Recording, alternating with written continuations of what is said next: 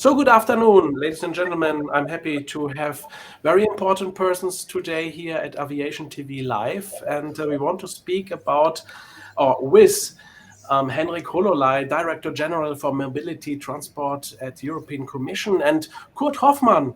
It's your stage today. Thank you, Sven, and I come directly to our friend Henrik Hololei. Henrik, a busy summer is coming up, busy summer season, and we see already a lot of challenges and problems that ports and some airlines really have dealing with staff shortages as demand is coming back quickly. From your perspective, how is the summer performing so far as airlines are needing this summer for their business? Well, thank you very much for having me, Kurt. It's good to see you, and it's a pleasure being on this program. And I think that we are going to have a very good summer in principle, because we have experienced already a very strong demand. I think that this is something which is contrary to what some people tend to say when we were in the middle of the COVID crisis, and people said that now with all the Zooms and Teams and what have you, that people are not keen to travel, which was absolute rubbish, because people are made to travel. Traveling is something that makes people who we are. And obviously, when the restrictions were lifted, the demand went skyrocketing, and people are back in flying. They are flying, actually, they are ready to pay more. We have seen a very interesting development, also very strong demand in the sector of premium leisure, and of course this is something that I think wasn't that much expected. But we should also be very consistent what we are doing. So I just have to say that, because your audience is also German. I find it absolutely appalling what the German government is doing, and also forcing Lufthansa to do, which is to mandate the masks on board of the aircraft, despite of the fact that the European Aviation Safety Agency, as well as the European Center for Disease Control, have both, based on the scientific facts, in the middle of May already issued their new health safety protocol update, which clearly says that masks should not be mandated but highly recommended. And I agree with that, highly recommended, but definitely not mandated, because why are we sort of adding another sort of inconvenience to the people who are now so happy to come back to traveling? Like I was yesterday, when you travel to Brussels Airlines from Frankfurt, you don't need to wear a mask. When you travel from Tallinn to Frankfurt, you have to wear a mask. So I think that these kind of inconsistencies should not be part of the European aviation recovery. But the recovery is good, and the recovery is particularly strong when it comes to the point-to-point aviation in Europe. And that means, of course, that the flexible carriers like Ryanair, Wizz Air, and EasyJet have showed very strong and very fast recovery. Wizz Air is already about 120%. Ryanair definitely more than 100% compared to 2019. EasyJet getting to the same levels. So this all brings the point that the point-to-point intra-European, very strong demand, very strong recovery. Of course, it is going to take longer when we talk about the hub carriers, and especially which are dependent on the third country markets. Asia, as we know, is very much closed, and there are many challenges for those who are more exposed to the Asian markets. But the good news is that we have a very, very strong demand in the transatlantic market, and maybe we will even have one of the best passenger and flight numbers. There are also new entrants coming to this market, which is good. We are seeing more single-aisle aircrafts crossing the Atlantic. I think this is also good. But we also see that the demand is very high. Partly, it's also explained by the Asian closure, because Europeans who otherwise would have come to Asia are now going to North America, and it actually applies also to the North Americans coming to Europe, because Japan was always a very much like the holiday destinations also for the Americans during the summer, which is now closed. So all this is actually painting a positive picture, but there is also the other side of the recovery, and this is the fact that it has taken by surprise many players of the aviation sector. And I think that you can also in a way blame it on COVID, especially on the Omicron, because I think that was the time when the plans should have been made, which would have meant the preparation for summer 2022. And there are those airports like Helsinki, for example, who started their recruitment programs already then. And then there are those who only realized this spring that, oh, we might have a very strong demand, but it was too late, because it is not that you are hiring somebody working in supermarket, which is also an important job, but you can start your job tomorrow. You don't need to be security vetted. You don't need to have to adhere to the very complicated safety protocols, which is concerning the people who work in the airport. So we have the shortage when it comes to ground handlers, to people who work on the tarmac and service the and help to service the aircraft. I mean, exteriorly. Then you also have, of course, the security personnel, and all this has led to unbelievable queues that we see in some of the European airports. This is totally unacceptable. It is just adding a very negative impact on the people's wish to start traveling again, and they might consider next time whether they will do it. So again, there is no point also to do any finger pointing. What is important is that everybody in the aviation value chain will work together and will also at the same time try to find the solutions. For that reason, I have also called an industry meeting tomorrow, where we will have the airports, the airlines, and other ground handlers and other players to discuss what kind of solutions can we have, what would be the possible ways out, how to address the current situation of the staff shortages, and how to avoid the negative passenger experience. But I also have to underline the fact that there is not going to be any quick fix. It is taking weeks until the recruitments actually will have an impact on the current throughput, and it is extremely important that a lot of very effective steps are taken now in order to avoid spoiling the summer and the very, very good recovery of the travel and tourism by not being able to service the people, because what we see today is people wait for hours and they are going to miss their aircraft. So this is unfortunate, but this is also something which characterizes the strong recovery today, and let's hope that we can be able to fix that soon. It's possible soon to come to a solution, but I talked to several airline CEOs. They're all very frustrated about, they're also complaining, like what you said, most of the airports was not ready actually now for the demand. So now the high demand is coming closer and closer. We already have seen strong developments. So do you think there is a solution possible for the upcoming high season to improve the quality? I think that it is possible definitely to improve the quality, but I'm not sure that there is going to be any quick fix that allows us, let's say, from next week or from next 3 weeks to move to a totally new qualitative level. I think we are going to see disruption throughout many European airports this summer in many parts of Europe. But despite of that, we will try to do our utmost. And as I said, we have this industry meeting tomorrow, where I have called upon the airports, the airlines, and the ground handlers and others to come together. And I hope that at least together we will be able to find some ways how to mitigate it. I mean, there are certainly some possibilities how to do it, better sequencing of the stuff, because what we have today is also that people are so much afraid, and rightly so, to miss their planes, that they come like 5 hours earlier. If they come 5 hours earlier, of course, the problem then is that they're going to congest the lanes, and those who come like 2 hours earlier will not be anymore to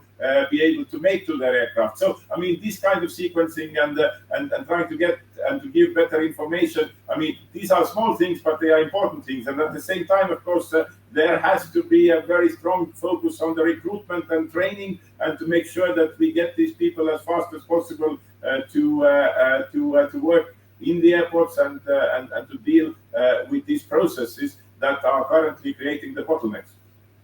Well, you know, this summer is the summer where all the airlines was hoping for to get money, and it's a busy summer, luckily, but with all the challenges. Do you think this demand in traveling will continue? Are the airlines will be able to expand the season into autumn? And, you know, the winter time is always challenging for the airlines. Do you think the demand is possible to continue in a way? I think that what we are now seeing is in a way it is like an explosion. So it is really, I'd say, a huge increase in the demand, and as we just spoke, where there has not been necessarily the most appropriate response. Now, I think the strong demand is going to continue throughout the summer. I think that we see that through the forward booking, but we also probably will be seeing more challenges when it comes to the autumn and winter. I mean, and there are many issues which, of course, will have an effect on that. One thing is, of course, that we also see higher prices. We also see that high inflation, which is eating up people's disposable income. So they have to start prioritizing where to put their money and what kind of services they're going to buy. I think they will still continue to travel, but it also can be something which will impact the intensity of that demand in the autumn. The other element, which is, I think, very important, is that yes, we are all rejoicing today the fact that the COVID has kind of, if not, well, definitely not disappeared, but it's much less present, and we are also more knowledgeable. But we don't know what is going to happen in the autumn. And I just caution, because there has to be also contingency planning, because many of the experts will also say that it is impossible to predict the behavior of this virus. And the fact that we might have some new waves in the autumn is also possible, and that might also then have an impact on air travel and have an impact also on the measures. So I would say that it is not a normal autumn, meaning that there are certainly some gray clouds, but at the same time, while being cautious, I think that we also should be optimistic, and I believe that we are, as an industry as a whole, next year definitely back when it comes to the pre-pandemic level of the passengers, and go beyond that, and on the flights we might be getting there even close to the end of this year. Yeah, 2 years ago, COVID changed everything actually for aviation. We have seen a complete setback, more or less. But now we have the war in the Ukraine, also another challenge for the European aviation, but also for the traffic into Asia, going back, no flights to Russia, no overflights, whatever.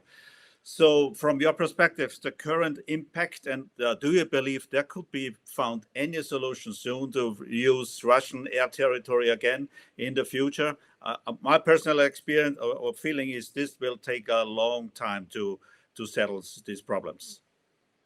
Kurt, you are very well informed and knowledgeable when it comes to the aviation sector, and your prediction is, to my mind, absolutely correct. I don't think that we should entertain ourselves with the possibility that there is going to be a change to what we are experiencing today, sometimes in the foreseeable future. This is, as they would say in aviation, this is a long haul, and this is a flight at least to Australia, if I speak in the figure of the speech. So it is going to be a long time, and we don't know also what kind of twists and turns the whole conflict is going to take. The Russian aggression is something that is unheard of. The fact that we are going to see aggression, murders, rapes, civilian targets bombarded in Europe is something that we didn't expect to see after the Second World War, and this is something which just shows the severity and inhumanity of the actions which have been undertaken by the Russian Federation, and to expect that this country can somehow become a normal partner in the foreseeable future is, I think, very much out of the question. But talking about the effects to aviation, the effects have been limited, and much more limited than many would have been expected. But, and there are buts, and I'll come back to that. As market, Russia was a relatively small market for Europe, and vice versa. So there, the impact, as we see already today, with the number of flights and passengers, also as post-recovery, there is not much of an impact.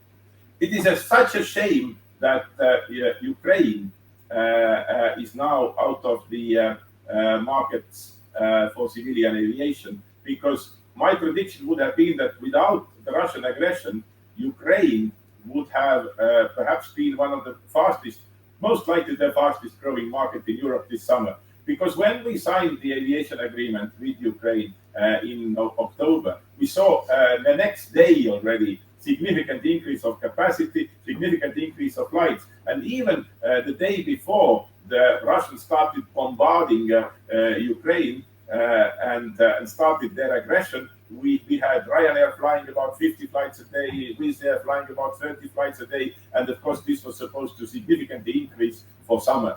Having said that, nevertheless, it was still rather negligible in the overall picture. So on that perspective, the effects are not big. In case of Ukrainian market, extremely unfortunate what we are experiencing and what we are actually not getting, and the connectivity we could have been providing as other European aviation players. In terms of the overflights, we have not yet the entire impact of this closure because Asian market has been largely closed until now. China will remain closed definitely until the end of this year. So this is a huge market. And of course, when we don't fly to China, then we also don't see the impact as such. Japan is still closed, maybe opening up later this year, well, surely, but when, difficult to predict. Other markets in Asia are fortunately opening up: Singapore, Thailand, Indonesia, Malaysia, Korea, and this is positive development. But the flight times are longer and particularly impacted, and I'm really feeling very sorry about it because it's a good airline with a good business model and a good service is Finnair. And Finnair, of course, has been benefiting from the Siberian overflights, which allowed them to fly shorter and more efficiently to Asia than today. Of course, they are the most impacted. But they are a very resilient airline. They are also able to quickly see different business models. And of course, the number of passengers they used to have in Helsinki and on board of Finnair is being much lower. But at the same time, they have also now been more aggressive in the North American market and trying to get the compensation in that domain. And like they fly to Japan, those few flights, for example, through the North Pole, and of course the other flights that they fly through the southern route are also a couple of hours longer. So that means more fuel burn, more expenses, and also more emissions. So yes, this is definitely the impact. Some other airlines also who used Siberia for overflying have been impacted, but today the impact has been very, very limited. So I think that we need to be very mindful about that, and also not to paint a too positive scenario. The flights are not going to resume, the overflights are not going to resume, and there are obviously countries whose overflights revenues have dropped, and we need to find ways also how to put together a solidarity mechanism which also allows to compensate this and takes into account the developments and the effects of the war. Henrik, I could talk with you for hours. There are so many topics to do. What will be, for your perspective, for your business, what you're doing, the biggest challenge now in the next few months? I think the biggest challenge in the next few months, I think there are two major challenges. One challenge is that how to minimize the negative effects of the fast recovery, how to make sure that the fast recovery and the strong demand is going to be solid, and is something which really is going to benefit the aviation industry, which has suffered so much during the COVID crisis.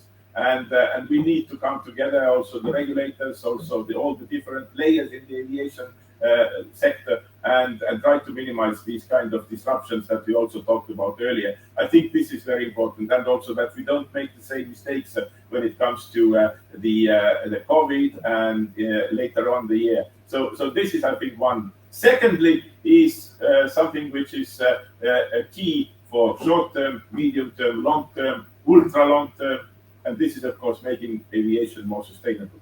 Because the emissions are going to be back, the emissions are going to go through the roof and go beyond the 2019 levels. And this is very challenging because becoming sustainable is the license to grow for the aviation sector. And if this is not going to happen, then the aviation sector will also lose a lot, and it will also lose a lot of societal credits that it has, and people might have had second thoughts. So the sector must become sustainable and has to do everything, but at the same time, we know there are no quick fixes. There is not an easy way how to make this sector more sustainable. And that's why, again, we need to come together. We need to bring all the possible tools in order to achieve it, starting from delivering on the single European sky up to the innovation and new zero-emission aircrafts. But that is, of course, for the longer haul. But we need to start today. We need to make sure that we do the right decisions, which also creates the right incentives and creates the right framework. And I'm very happy that last week in the Transport Council found a general approach on the Refuel EU Aviation, the proposal which incentivizes the production and the uptake of the sustainable aviation fuels, which is going to be the most important tool in making aviation carbon neutral in 2050. Now we just need to find a common accord with the Parliament and have this adopted so that the predictability as well as the forward predictability is guaranteed. The forward planning can start, and also the fuel producers will bring the blended jet fuel blended with sustainable aviation fuels in the market, so that it is going to help to make a difference for the aviation sector. This is definitely something that will continue to be a key priority in the years to come. So there are a lot of things to discuss next time, Henrik. And absolutely. Of course, we support your strategies also further, and we follow this very closely. Looking forward to meet you soon again. And ladies and gentlemen, thank you for watching. Thank you to our dear friend, Henrik Hololei, and Director General for Transport and Mobility of the European Union. And we continue to talk together soon. Thank you to the speakers here. And I have one more speaker now, and this is Marcel Rivalski. And at the end, he has some words for us for a new event where the aviation experts can meet. Marcel. Yes, 25 countries, people from 25 countries will be coming to Athens on 1st of July for the next aviation event in Greece. And also a lot of people, a lot of guests from Ukraine will be there. Actually, aviation events teams has been growing since the last month. And yes, we hired some people from Ukraine, from Ukrainian International Airlines, and also from SkyUp Airlines, which are unfortunately not able to fly these days. So now they are reinforcing the aviation event team. Thank you very much, and see you all in Athens on 1st of July. Thank you for your words here on Aviation TV Live.